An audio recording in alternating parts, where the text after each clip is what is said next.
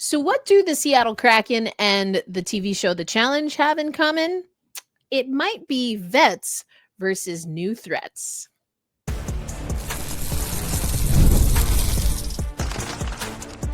You are Locked On Kraken, your daily podcast on the Seattle Kraken, part of the Locked On Podcast Network, your team every day.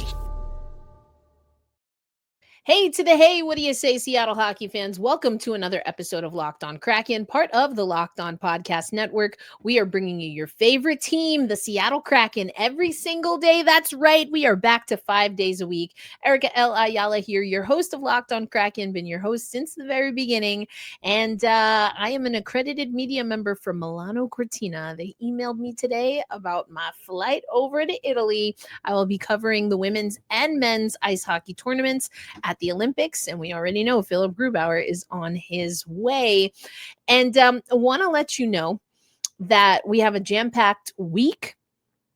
Rookie camp starts this week. Then we have the full training camp that starts next week, and it's going to be a good time. So you're going to want to stay locked on Kraken on our social media platforms. Joe Dabney, who joined me on Thursday to talk about these absolutely sick uniforms, will be helping with social media. So we'll have a lot more content, hashtag content coming your way. And I will let you know about all of those things. But on today's episode, we are going to go over another athletic list, the best NHLers under the age of 23. How many are on the Kraken? How many are in the Pacific Division? Then we are going to talk about vets versus new threats with so many young people, including some that are on that best under the age of 23 or 23 and under. How are we constructing this roster? I have a lot of questions. And then we're going to have some fun with a buy or sell. So if you're watching on YouTube, you'll probably see the sidebar, the rundown actually has vets versus new threats first, but I'm going to talk about this best of 23. This is another list from the folks over at The Athletic. And again, this is going over ranking the best NHL players and prospects under 23. And Celebrini and Bedard are at the top of the list. As a matter of fact, in that order, we do know that Macklin Celebrini is in the Pacific Division, and he and Connor Bedard are actually in a tier of their own. There are 3 different tiers. Tier 1 is elite NHL player, and they are the only 2 in that tier. The next tier is tier 2 NHL All-Star. Leo Carlson in the Pacific Division leads that at number 3 overall on this list. He's the first in this second tier, again, NHL All-Star tier. Adam Fantilli is there. Luke Hughes. Uri Slavkovsky is there. Zeev Bulyam, who I wanted the Kraken to pick, comes in at number 8, but he does not play for the Kraken. He plays for the Wild. Matthew Schaefer, he had a great story at the draft. We keep going here. Tier 3. This is 11 and lower, bubble NHL All-Star and top of the lineup player. And Dylan Guenther from the Utah Hockey, well, not the Utah Hockey Club anymore. Now they're the Utah Mammoth. He comes in at right wing at number 11. Logan Cooley, also from Utah, at 12. Wyatt Johnson is there. Michael Misa is there. Sam Dixon is there. Those 2, of course, in the Pacific Division playing with the Sharks. So already we're at 15. No Seattle players, but plenty of Pacific Division talent. Again, this goes to something I've been saying since I started hosting the show, that the Pacific Division is going to have high level talent because we've had low level results historically, even before the Kraken got to the Pacific Division. I digress. Then we have Mason McTavish comes in at 7. At number 18 is your first Seattle Kraken player, a centerman drafted in the 2021. That's right. It is Matty Beniers coming in at 18 in this tier 3, which again is bubble NHL All-Star. Matty Beniers was voted an All-Star. Unfortunately, he was in concussion protocol and did not get to go to the All-Star game that the Florida Panthers hosted a few years ago. I guess it's going on. We're going into our 4th year already, because that was it was before Toronto, and Toronto was before the the Four Nations face-off. So yeah, it's a while. So our first Seattle player comes in at tier 3, excuse me. Remember, tier 1 was super elite and only 2 players were there. Right behind Beniers, someone else who's in the Pacific Division, also a centerman, plays for the San Jose Sharks or is in their organization. That's Will Smith. And behind him is the second player from the Kraken organization. Will he be an NHLer this year? That's another centerman, Berkly Catton. And you best believe we're going to talk about Catton in that vets versus new threats. Also, I don't know. I mean, yes, I am employed by CBS Sports, but don't let this sway you. I have been watching the challenge since it was just real world versus road rules. Okay, so I am a challenge vet as a viewer. All right, but I do love watching the challenge. TJ Lavin, I think, is hilarious. But anyway, Berkly Catton, challenge for him. Can he make an NHL roster? We'll talk about that. We have Caleb Denoyer. I think that's how you pronounce it. Denoyer. I have to practice. Someone got on me over on the Women's Hockey Report for my pronunciations. And I made an interesting comment, which I can't really argue against. They're like, how do you get the European names and then you just have trouble pronouncing North American names? That's a great point. And I really don't have a good answer for you, except that I overcompensate when I really feel like I'm not going to get the name right. So anyway, then we have tier 4, and this is a top of the lineup player, but not necessarily a bubble all-star. In tier 4, the first player that we have, and I'm very curious, please let me know how you feel in the comments. Third in this tier, first from the Pacific Division, who also happens to be from the Seattle Kraken, Shane Wright. So he's a top 25 player under the age of 23, but he's not tops when it comes to the Kraken prospects or, again, players under 23. How do y'all feel about that? I feel like Seattle Kraken fans are really rooting for Shane Wright, as am I. I think you all probably know that I probably agree with this as of right now. Now, upside and ceiling and who's going to have a better season this year versus in 3 years, that might be a little different. I'm not sure about Berkly Catton. Berkly Catton is just on fire, right, in junior hockey. What will that look like, given that he's either going to have to come to the NHL or, hang tight in juniors, can't play in the AHL this year because of his age.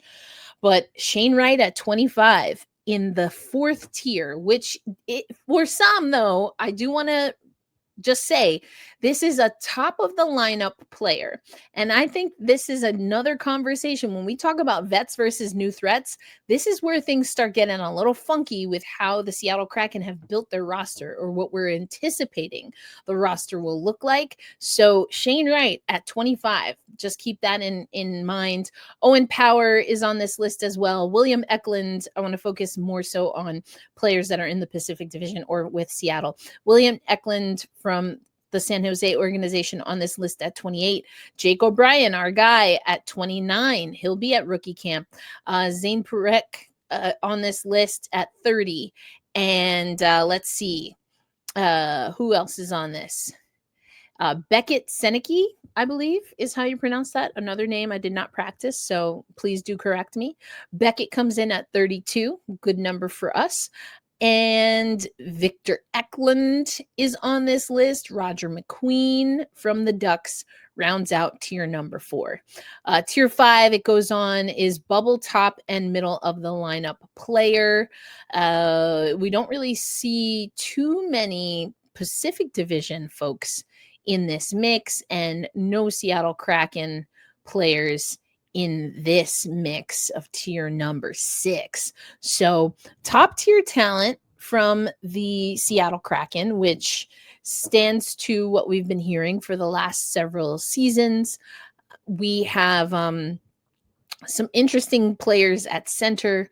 All of our centermen are on that list, with Beniers, then Catton, then Shane Wright. So I don't know. Let me know how you feel about that. I think some fans are not going to like how that turned out, but that is The Athletic. That is their list. Again, the article and the list itself called or is ranking the best NHL players and prospects under 23. Corey Pronman wrote this up here. I guess about a week ago. Yeah, almost exactly a week ago. So what do you think about that list? Definitely go check it out over at The Athletic / The New York Times. I used to write for The Athletic. I also used to write for The New York Times before they merged. So I love that they've been able to keep long form alive with that merger. So definitely recommend that you check that out. Coming up though on today's episode, again, vets versus new threats. So let's talk about, what did our last lineup look like? What are the available roster spots? And are there some names that I mentioned on the list from The Athletic, or even some other names in our pipeline that maybe can sneak up into some of those open spaces? We'll talk about all of that and more on today's episode of Locked On Kraken. Today's episode of Locked On Kraken brought to you by our good friends over at FanDuel. Now, we know that football is in full swing, folks, and FanDuel is making sure you're ready for kickoff with a can't-miss offer. Right now, new customers can bet just $5, and if your first $5 bet wins, you'll get $300 in bonus bets. And people love using FanDuel because it fits however you like to bet. Whether you like player props, we talk a lot about futures bets on the show, same game parlay, or even jumping in live as the action unfolds. You can do all of that on the FanDuel app. It makes every game more exciting, whether you're watching your team or just keeping an eye on your fantasy lineup. Quick, easy, and the best way to add a little bit more energy to your Sundays. So are you ready to play? Download the FanDuel app now by visiting FanDuel.com to get started. That's FanDuel.com to place your first $5 bet.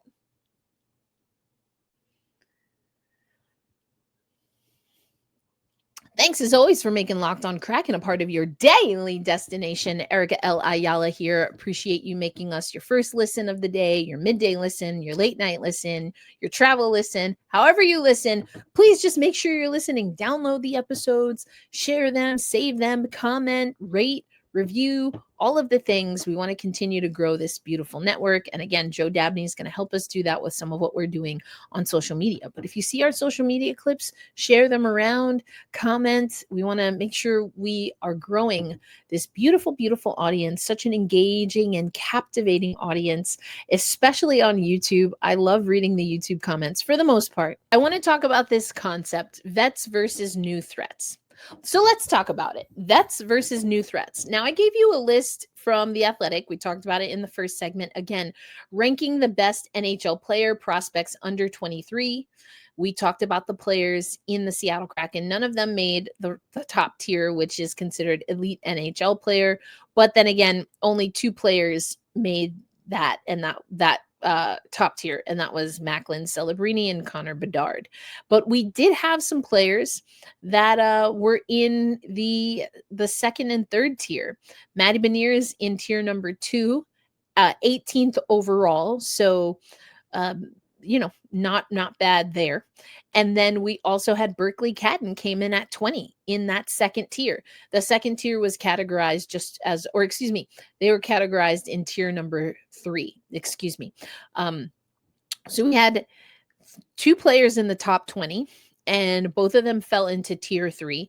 Just as a reminder, tier 2 was NHL All-Star tier, and tier 3 bubble NHL All-Star and top of the lineup player. Again, Matty Beniers was officially named an All-Star, though he did not participate in All-Star activities, but love to see that he's here, and I think he can be more than a bubble All-Star. But we'll talk about bold predictions and if we're buying or selling another person's predictions later on the show. So let's first when we talk about vets versus new threats, because there's some young blood here, Matty Beniers doesn't really count because he's established himself. Now, can he maintain? And I think he can. I think he will maintain a top 6 for the Seattle Kraken for sure. I know some people want to see Shane Wright and maybe think Shane Wright can usurp and topple Matty B. We shall see. We shall see. We shall see. We'll talk about why that's going to be a little funky either way. But let's first take a look at the lineup. This is the lineup, how the organization suited up for our last game against the LA Kings last year. So I'm not doing an extensive, I just wanted to do a quick snapshot because the lines change for a lot of different reasons, all of the things. So what we have first is Jaden Schwartz, Matty Beniers, Capo Kako. Kako and Beniers I've loved. Schwartz, I think, fits there pretty well. Maybe there's another lineup having him maybe with Eberle, but I don't want to get ahead of myself. Let's just stick there. You know how I love the Triple J line. If you're an OG-er, you know how I feel about the Triple J line. But I digress. Schwartz, Beniers, and Kako. Then Tolvanen on the left side, Stevenson and Eberle, McCann, Shane Wright, Burakovsky, Ty Cartier, John Hayden, and Mike Eastman. We already know from this lineup, no Burakovsky, no Eastman. So there you go.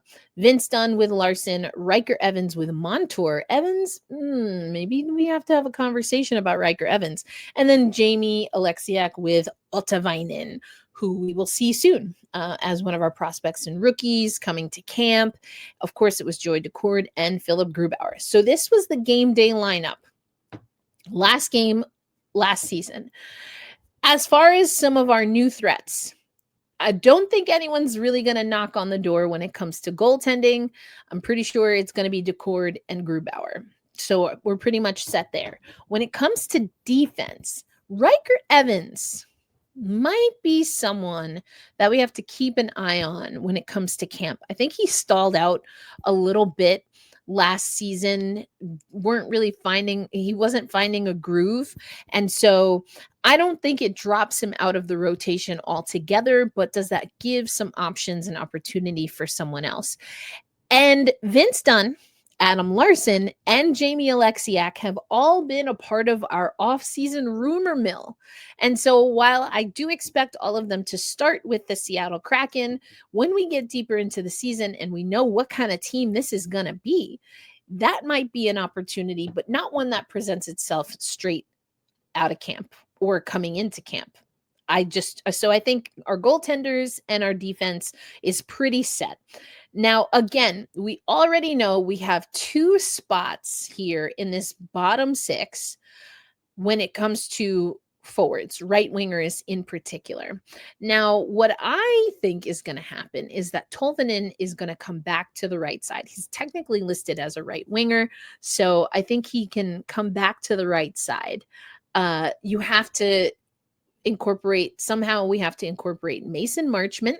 We have to incorporate Frederick Gaudreau, another player that we are looking to maybe incorporate, not listed on that under 23, but a new threat, I think, who had some time in the NHL last season, Yanni Newman.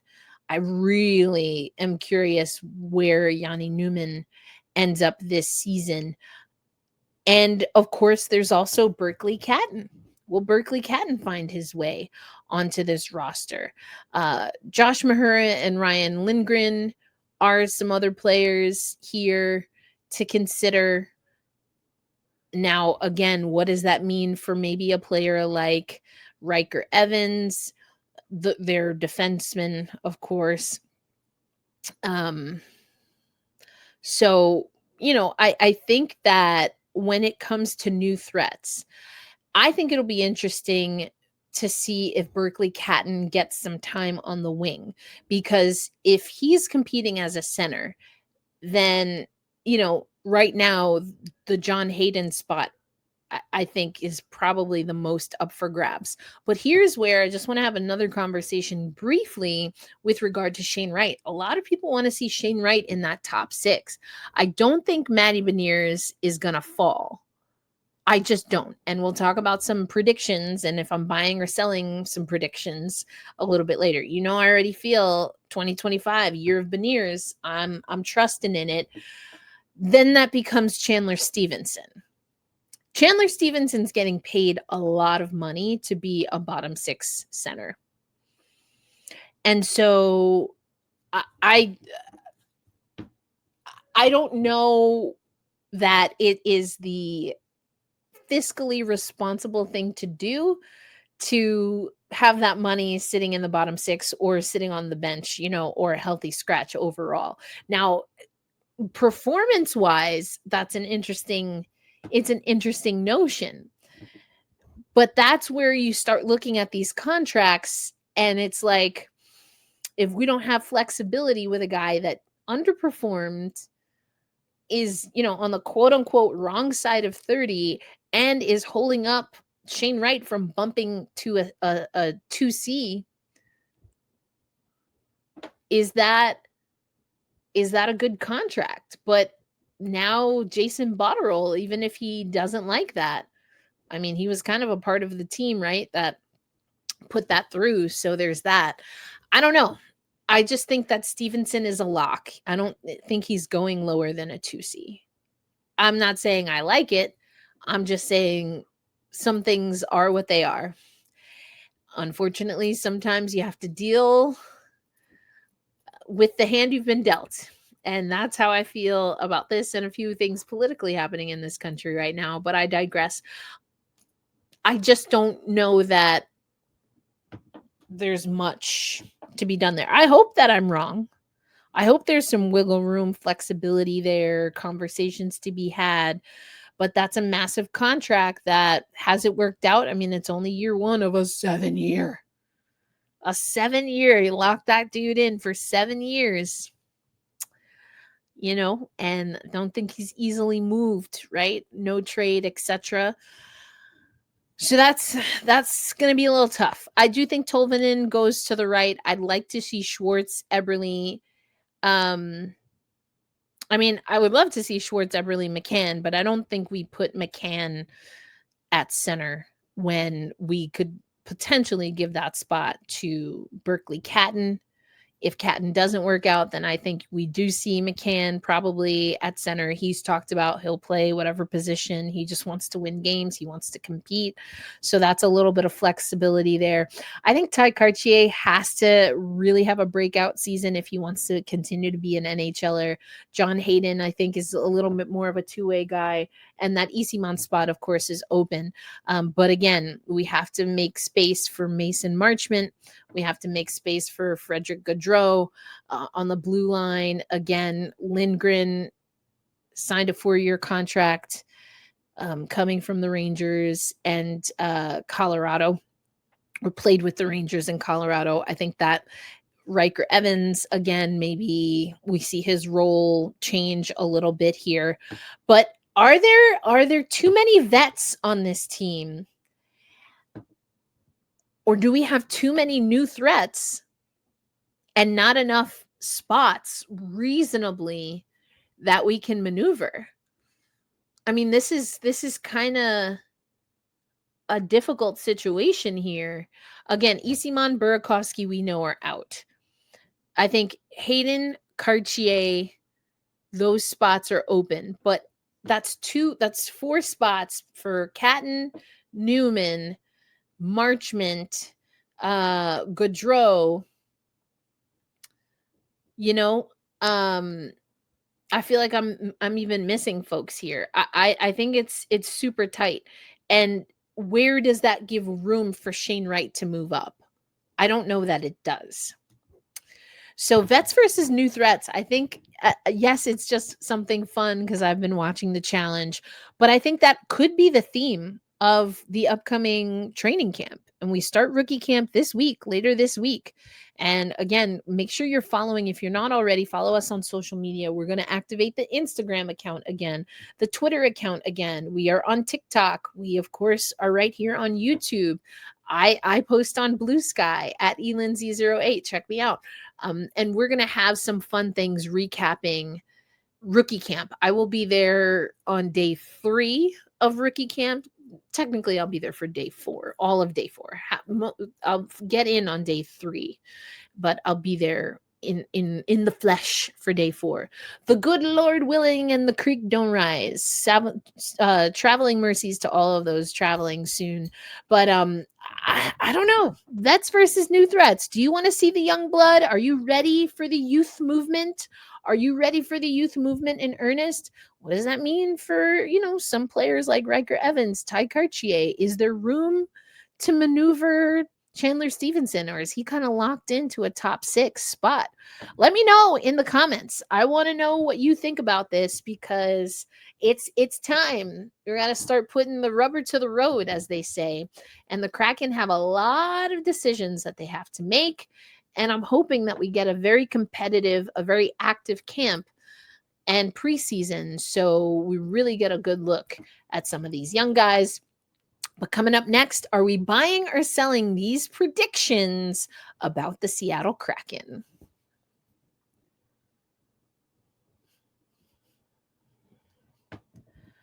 All right, vets versus new threats. I broke down why I think it's a little bit difficult. I do think the Kraken need to move to the youths. We need to have the youth movement. But vets versus new threats in training camp, there are a lot of different factors that make it maybe a little more difficult, or I should say perhaps more nuanced, for the Seattle Kraken to make some decisions. And I'm very curious. I, for one, am very curious to see where they land when it comes to all of this. But there are folks already putting out some predictions. I haven't made my big, bad, bold predictions yet. I know y'all know how I feel about Maddie Beniers. Year of Beniers. Jessica Campbell said it. Maddie Beniers and Jessica Campbell have been working on that. That's their mantra. And it's still 2025. So Year of Beniers. And speaking of the Year of Beniers. All right. So we're going to go to clutch points and their bold predictions for the Seattle Kraken in 2025-26 NHL season. And I talked a little bit about goaltending when it comes to our Locked On NHL 100. I do think a goaltender, specifically Joey Daccord, has the best chance of being on that list out of all Kraken players that were nominated by yours truly. And this first prediction, Kraken number 1 goalie Joey Daccord becomes a Vezina finalist.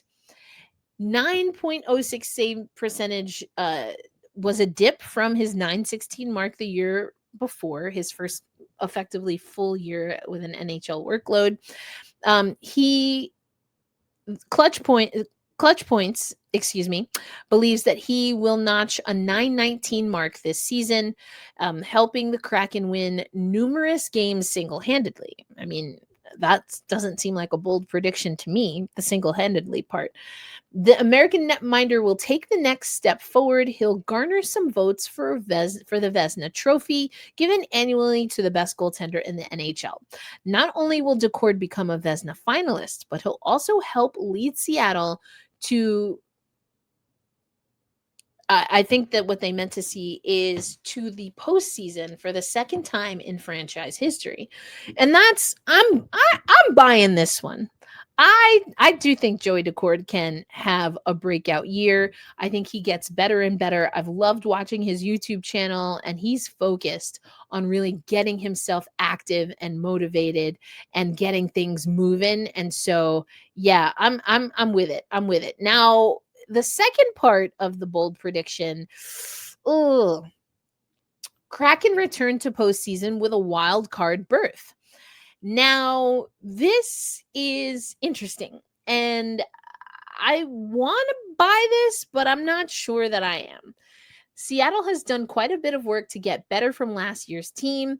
The Clutch Points talks about hiring Lane Lambert, getting winger Mason Marchment, Ryan Lindgren, Frederick Gaudreau, that they have cap space.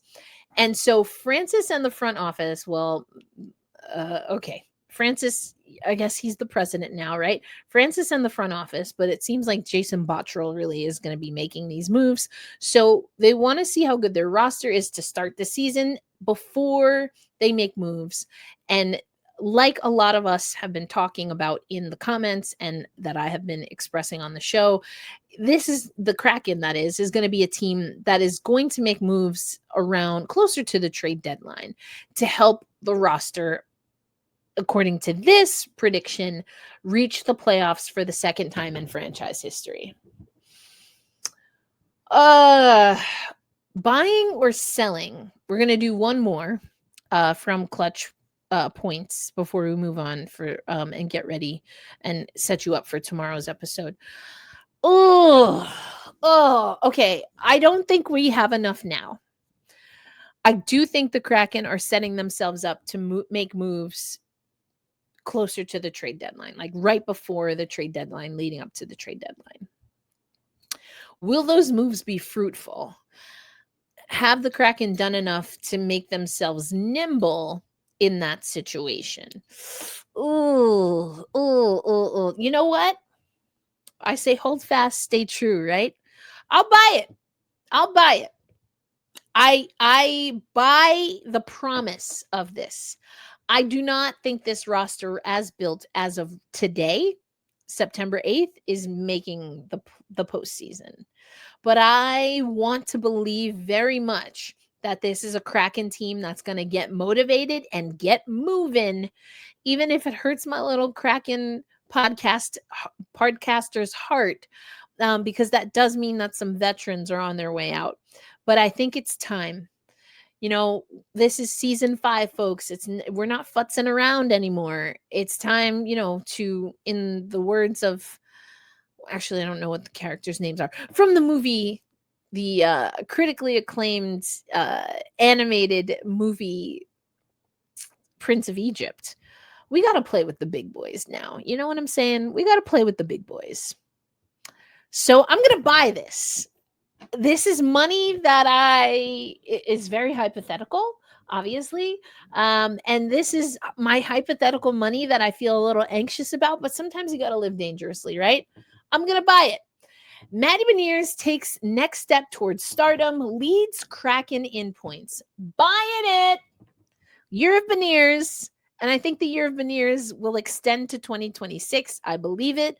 I think he's coming in laser sharp, focused. I cannot wait to chat with Matty B and see what his approach to this season is going to be. But you know me, I've said it. Year of Beniers is 2025. It's still 2025. And I think that if 2025 is the year of Beniers and like this awakening, I think he's going to grab it 100% in 2026. So I'm buying this. There are a few more on here that I thought were interesting, but I wanted to talk mostly about those. Let me know. Are you buying it? Or are you selling? Are you buying Joey Daccord as a Vezina finalist? Buy or sell? 1, 2, 3. Okay. You locked it. Lock it in. Kraken returned to postseason with a wild card berth. Buying or selling? 1, 2, 3. All right. You locked it in. And the last one, Matty Beniers takes next step towards stardom and leads the Kraken in points. 1, 2, 3. I feel like y'all are probably going to disagree with me on that one a little bit, because I know there are a lot of people that think that it won't be Matty B, but maybe Shane Wright who takes the next step. I'm not mad either way. I believe in Matty B. What does that mean for Jared McCann, who's been our points leader, our scoring leader overall, our goal scoring leader for several seasons now? Is he a move? Is he a move? I don't know. Only time will tell. I can't believe it. My heart says buy. My head says sell on the Kraken making the postseason, even as a wild card. I said I'm buying it, so I'm going with that for now. I reserve the right to change my mind, and I definitely want to hear what y'all think. We will talk a little bit more about this vets versus threats and what I think we need to see from a training camp to really push this roster through the paces so that we give everyone every opportunity to make the team, while also giving the coaching staff and the executive office every opportunity to see what are the best elements that we can possibly put out on the ice. And best to what end? To what end? What is the end goal here? Is it to be competitive, or is it to just hang and futz around until after the Olympics and then maybe see how we can cash in some of the talent that we have? I don't know. There's a few different ways we can go. Either way, I know Kraken fans, you tell me in the comments all the time, you just want to see something more exciting. I think we need the blood flowing. Everything's got to be moving. We don't want to be content to stay in the messy middle, and that might mean really mucking it up with the young talent and giving them opportunities. But more so, I think it's kind of hanging on until the trade deadline and then seeing what we can do from there. Because some of those contracts are just they don't give us the flexibility that I think we would need to go all in on we're rebuilding. But again, that's what we've heard from executives, that it's not a rebuild. This is getting to a perennial playoff team, quote, as soon as possible, end quote. So much uncertainty. We don't know, but we're getting closer to finding these answers out, or at least hopefully we will. But we've been down this road before. We've got a new head coach, and so everything's going to be a little new, and there'll be a learning curve. But how steep, how sharp will that be? Or can this Kraken team find a way somehow to just pop out of that gate and get things going? We'll find out. I'll be in Seattle soon. Again, throughout the week, we'll talk about how you can link up with me and Joe Dabney, who will also be in Seattle. And we're going to, towards the back end of the week, get into our Where Are They Now? The inaugural Seattle Kraken roster. Be kind to yourselves, be kind to one another, and always a reminder to hold fast, stay true, and loud and proud we say, let's go Kraken. I'll catch you on the next episode. Peace out, everybody.